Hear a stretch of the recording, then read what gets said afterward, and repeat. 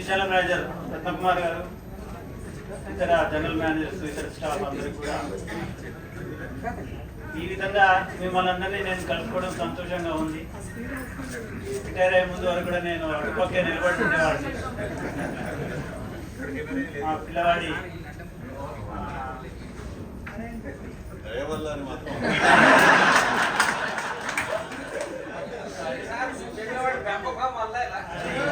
అది ఒకటి వదిలేస్తాను దయా. నేను ఇక్కడ ఉండటం జరిగింది, చాలా సంతోషంగా ఉంది.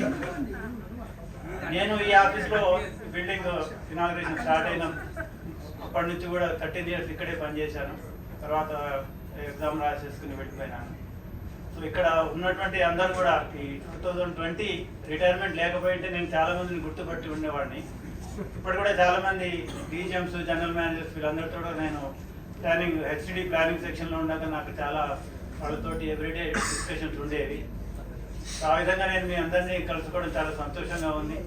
ఇక్కడ కూర్చుని ఈ విధంగా మేము మనందరినీ కూడా అడ్రస్ చేస్తూ ఉన్నాము. చాలా ఎంతో ఆనందంగా కూడా ఉంది. ఇంతకుముందు నేను ఇక్కడ వర్క్ చేసినప్పుడు కూడా అందరూ మిత్రులందరితో కూడా మనం అందరం కలిసి ఇక్కడ ఇది ఆర్గనైజేషన్ని డెవలప్ చేయడానికి ముందుకు తీసుకెళ్ళడానికి, ఎస్పెషల్లీ కల్చరల్ ఈవెంట్స్ కట్టినట్టు కూడా నేను పార్టిసిపేట్ జరిగింది.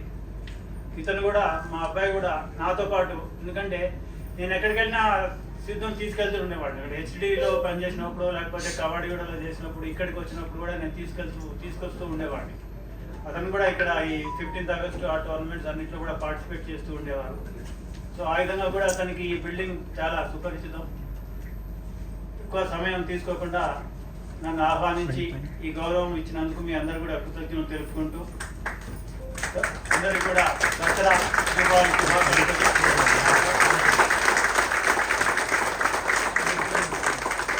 భగవంతుడి ఆశీస్సులు మన మీద, మన కుటుంబ సభ్యుల మీద, మన డిపార్ట్మెంట్ మీద ఉండాలని కోరుకుంటూ,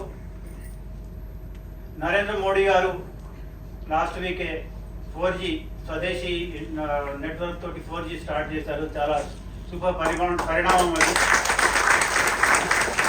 మినిస్టర్ గారు, ఇండియా గారు ఈ మధ్య డిక్లేర్ చేశారు 4-5 days బ్యాక్ మనం ప్రాఫిట్లో ఉన్నామనేది.